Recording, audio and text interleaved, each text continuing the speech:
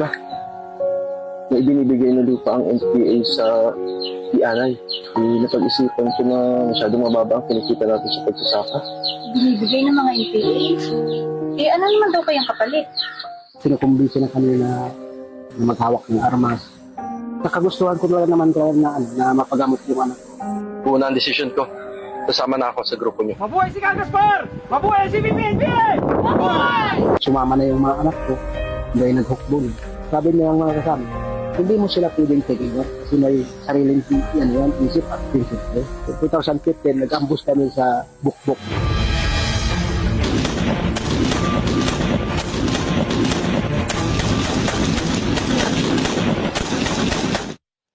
Pa? Ay pinabot si Kabibian. Wala na si Tigo. Namatay siya sa isang enkwentro. Ayaw ko na ng Bukbok. Gusto ko lang naman kung nabagabot ko man ko. Doon ako nag-desisyon ko yung iwan ko na lang yun. Yung kasama.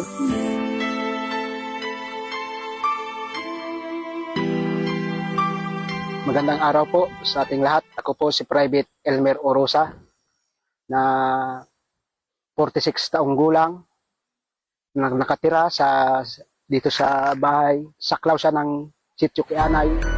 Dati po akong membro ng Komiteng Larangan Guerrilla ng ICN ng Ignacio Claveria Makadyak Command.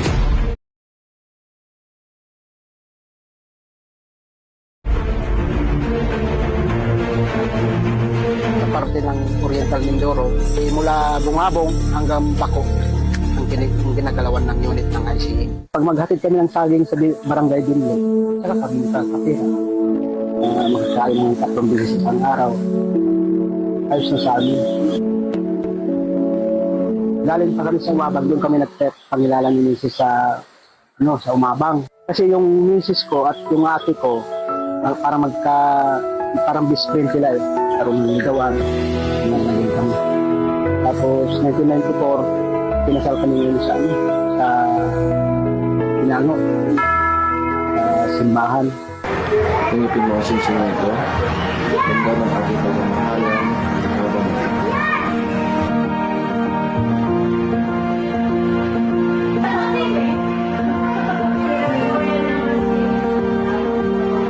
Tapos pagdating namin dito, yun na, nakausap namin yung matanda na hindi man siya nagpahinga na hukbo, si Kabaynaw. Yun na. Sabi niya, gusto mo magkaroon ng lupa? Sabi ko kasama. Walang nalak na yung masakay. Ano ito? Susukatan ka namin. Iwatan ka namin. Susukat. Kaya, wala noon, parang kasama na kami ng mga medyo may edad na NPA. Magandang araw mga kasama. Mukhang bago kayo rito. Ito ba ang lupang sinasaka ninyo, pagmamayari ninyo? Magandang araw din ho. Nangangamuhan lamang ho kami rito. Ganun ba? Kasama magkano naman yung kinikita nyo dito? Maliit lamang ho ang aming porsyento rito. Kung minsan ho ay walang-wala pa. Gusto bang magkaroon ng sariling sakahan? Malaki ang matutulong namin sa inyo. Pasensya na ho. Wala ho kami sapat na pera pambayad sa inyo. Huwag kayong mag-alala mga kasama. Tutulungan namin kayo. Dahil yun naman talaga ang aming layunin na makatulong sa mga mahirap.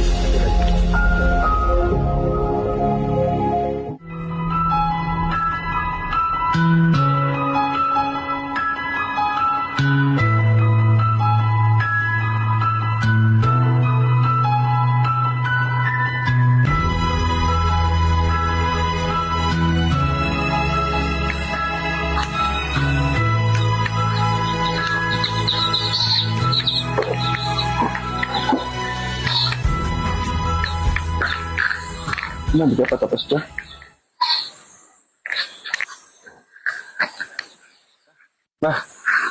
May binibigay na lupa ang mga NPA sa Ianay.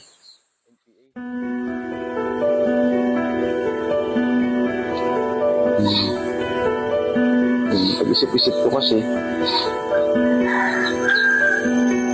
baba yung kinikita natin sa pagsasaka. Mas mainam siguro kung tanggapin natin. Binibigay ng mga NPA? Eh ano naman kayang kapalit nun?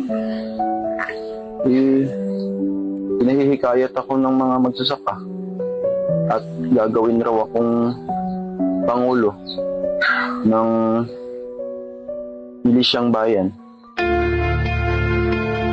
Ano ba ibig sabihin ng milisyang bayan? Ang pagkakasabi, ako raw ang mamumuno sa mga magsasaka. Nung ano kami, nung nagsasaka na kami dito, parang binuo na kami sa sa organisadong masa, sa OA, sa OA. Tapos nagkaroon ng pangulo, malawang pangulo. Kaya, ang ano doon, panahon na kami binibigyan ng pag-aaral. Umunlad yung samahan namin, napundar namin lahat ng binigay na sukat. Sinukumbinsi na kami na tuwama sa kanila, maghawak ng armas.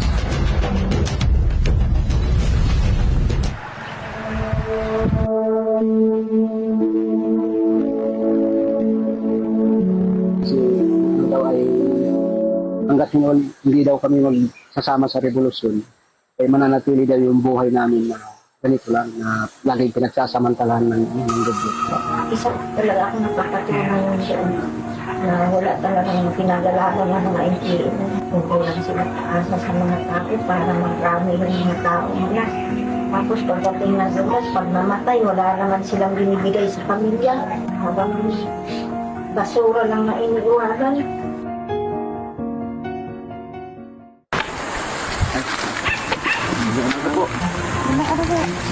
Mga kasama, buo na ang desisyon ko. Sama na ako sa inyo. Tama ang desisyon mo. Magkaisa tayo para sa kapayapaan. Tutulungan namin kayo. Ganun din sa pamilya mo.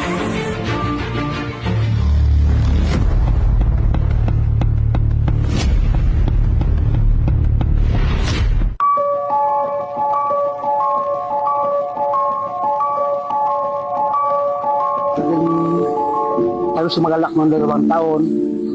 Kaya yung pinapalo ko na magdadalawang taon ng krus. Magkasama, kumusta yung pamilya ko? Kaya tuloy-tuloy panahon na binibigyan daw ng suporta. Kaya dito talaga yung loob ko. Hanggang nga ako umabot, nailipat na ako sa ICN. Mula 2014. ICN na binubuo namin yung magsasaka, yung kabataan, yung kababaihan. Mula dito sa Sitio Yabat hanggang mabot kami ng sitio ng Upper Kulwang. Pinangakuan kasi kami ng mga NPA na pag sumama siya sa kanila, anak namin yung nasipuro, na ipapagamot talaga nila. Kaya naman siya sumama dahil gusto na namin na ipagamot yung anak namin. Nakagustuhan ko doon naman kaya na mapagamot yung anak. Pinasok ko na daw yung ano po, yung hindi ko na inisip yung kung anong kahirin na magiging buhay. Pamilya ko.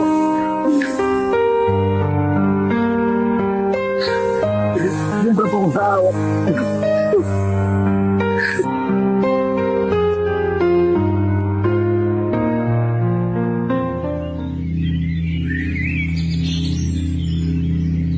Mga kasama, nag-inspiration muna tayo.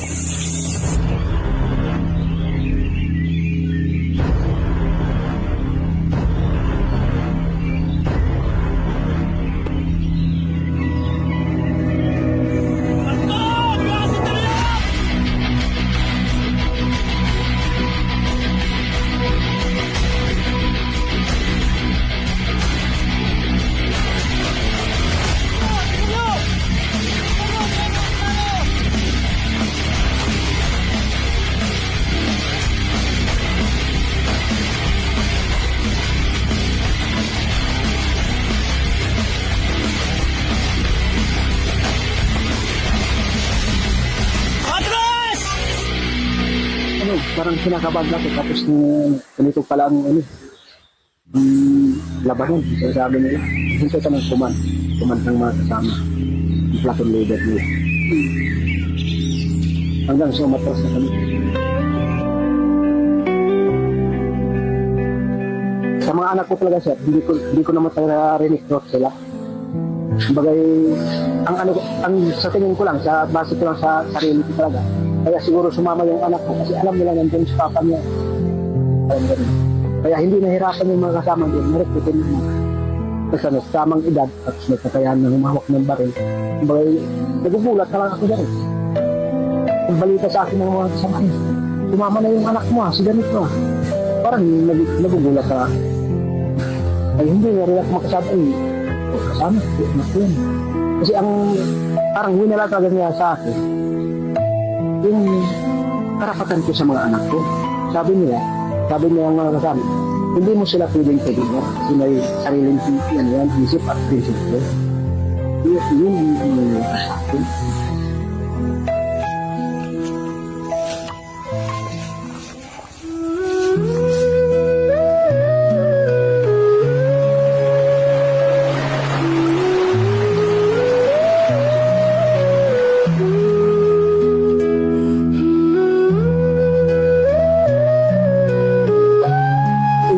Sobrang hirap po yan. Yung naranasan namin yung wala kaming makain, oras na yung counter kami. Tapos yung iniisip ko, kung hindi baga ako mamamatay, kung maliligtas ba ako. Kasi ang iniisip ko lang, makikita ko pa yung anak ko. Parang yung gano'n ang iniisip.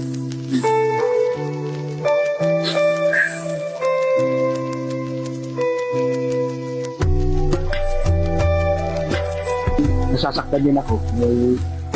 Hindi ko naman talaga na hindi ko naman sinamulatan talaga na revolusyon. Na-recruit lang ako. Hindi lang sa panig ko, kung may pamilyahan namin naging lang talaga. Pero may kasi pagsampa ko wala na dito na Si Sigo na lang.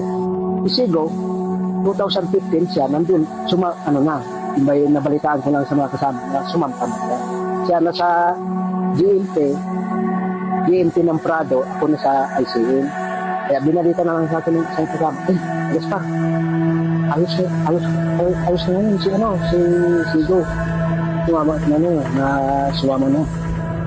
Mga kasama. Sabi ko, hindi pwede. Sabi ko, sino lang patulong doon ng mama niya. Magsasaka. Wala kang magawa kasi isa tamang inom pa yun. Tamang edad na. May sariling desisyon. Noon, tuloy-tuloy na siya sa Tapos nagkaroon, inabot siya ng 2019. Hanggang 2019, nagpagita po kami.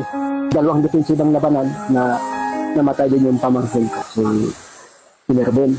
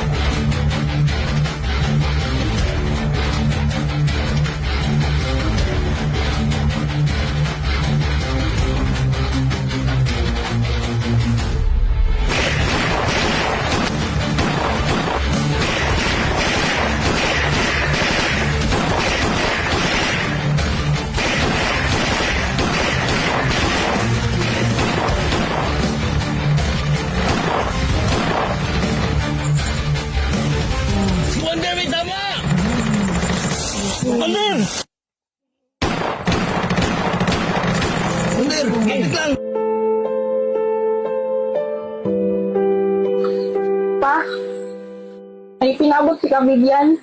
Wala na si Tigo. Namatay siya sa isang enkwentro. Masakit pa. Bili na dito ibinaba ang bangkay ni Tigo. Nilibing daw nila sa bundok.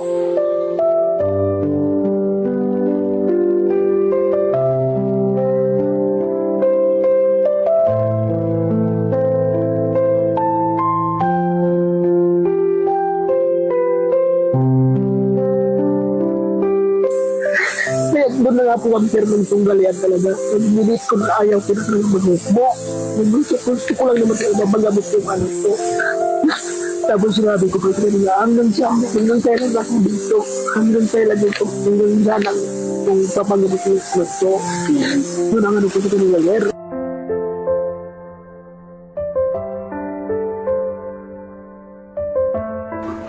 isang linggo yata ako lang sa like sa nabalitaan na namatay na yung sisido.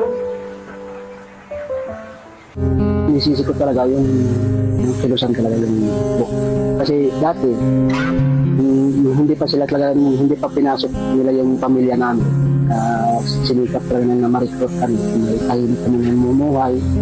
Tapos, sama-sama kami ng mga anak ko. Pero nung sumampa na yung mga anak ko, parang doon na sabi ko, saan na ang tulong na hinihingi namin? Yung hinihingi yung ambag sa revolusyon, nagawa na namin. Dahil sumama na yung mga anak ko, dahil naghukbon. Tapos hindi nyo na rin kami, hindi nyo na kami mahanapan ng kapalit. Ang hinihanap ko lang sabi, yung pangako, hanggang kami siya na haba ng lipa.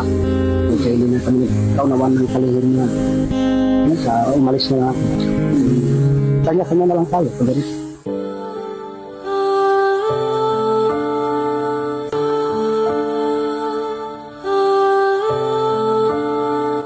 Nag-uusap muna kami ni Sigo. Sabi ko, mauna ako magkaba. Sabi ko, kung magandang sitwasyon ko, ang palatandaan natin, kung kapatid mo naman ang liit, kunin ko galing sa kianay. Dito ba? Tapos sabi ko, sabihan mo si Ale, tapos mag-usap kayo. Kasi dalawa na lang sila sirang tatlo sila ni Baltasar. Tatlo na sila iwan nung umalis ito. Ayaw, mas maganda, sabi niya. Sabi ko, hindi man tayo magkaroon ng kontakan, pero yung number ko, sabi ko, itago mo na. Yun, nung bumaba ko siya, isang linggo ako, nakontak ko siya. Sabi ko, nakapag-usap na kayo ni Ale. Sabi niya, malayo ako. Sabi niya, isang linggo pa siguro ang biyahe. Kasi occidental na. Galing siya ng Oriental. Nataon naman na kinuha ko na yung mga kapatid mo. Sabi ko, wala na doon yung kapatid mo sa akin. Kaya magandang sitwasyon ko. Kasi pagbaba ko pa lang, yun ang sinabi ko sa tropa na kukunin ko yung mga kapatid. Mariliit din sa sitwasyon.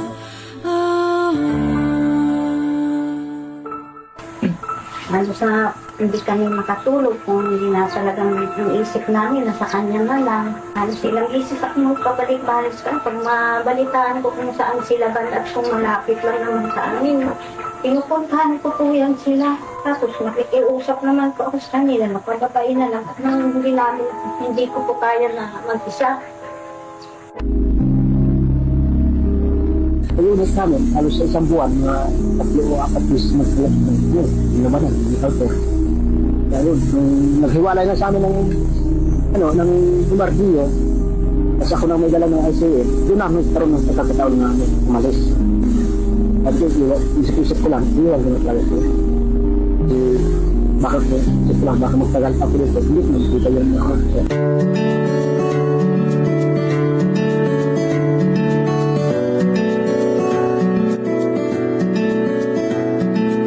Hello, Ma. Nakapag-desisyon na ako makabalik loob. May nakausap na akong masa.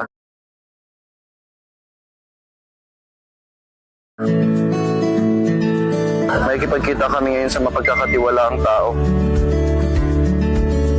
Dito sa bayan ng Bansud, sa plaza.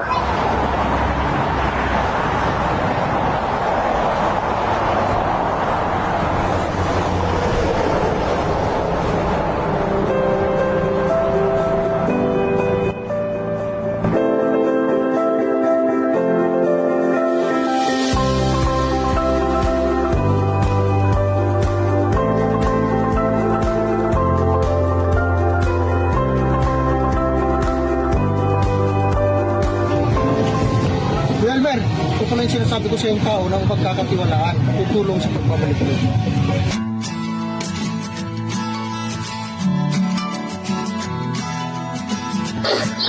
Sir, si Kyle Matray, yung ating bagong surrender. Magandang hapon, Kuya Elmer. Welcome to 76 IB. Maupo po kayo.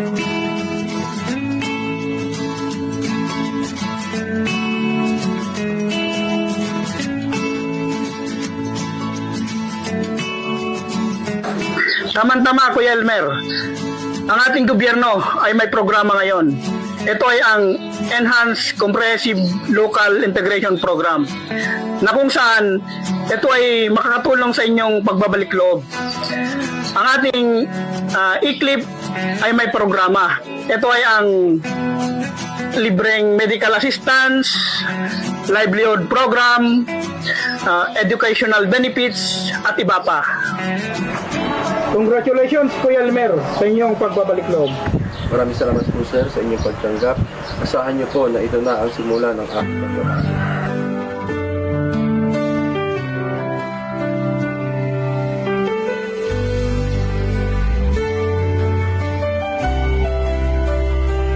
Kahit ay ako isang sundalo na, may ano sa akin, na magtuloy. Hanggat kaya ko magpatulong pa rin sa akin. Para ginilibyan. Pero, may tutulong pa rin. Sila ang naging daan. Naging ayos yung buhay ko. Naging kasama kami ng pamilya. Tutulong. Ano ka na sir ngayon sa sundalo sir? Meron ka ng ibang ano mo ngayon? Tatunggulan ka na ba sir? Private. Private ka ngayon. Kumusta naman sir pagiging buhay sundalo? Okay naman sir. Wala namang Kumusta naman? Masaya ka? saya. May sahod. May nabubuhay ko yung pamilya ko dahil sa tulong ng tropa.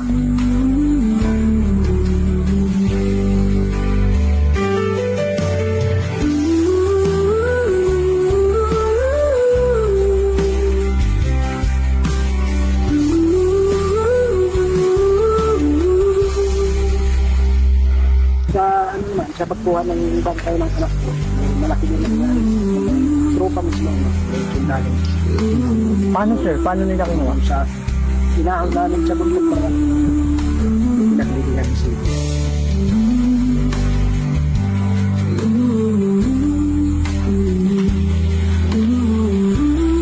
Ang sabi nila sa amin, buhay pa yung anak namin. Ang sabi nila, gusto na nga daw bumaba. Ngayon, ay di tuwang-tuwa naman po kami.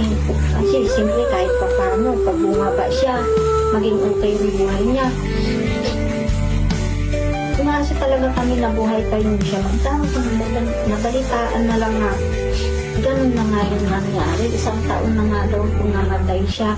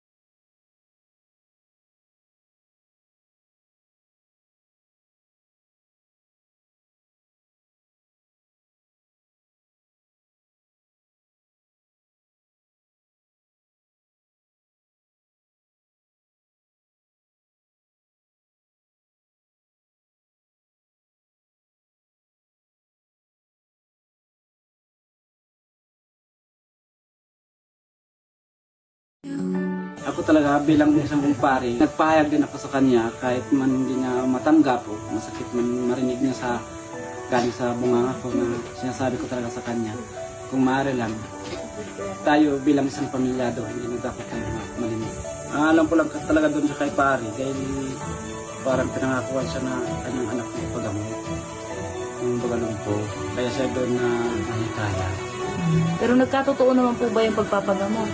Wala naman. Hanggang ngayon parang involved. Parang ganun pa rin yung bata.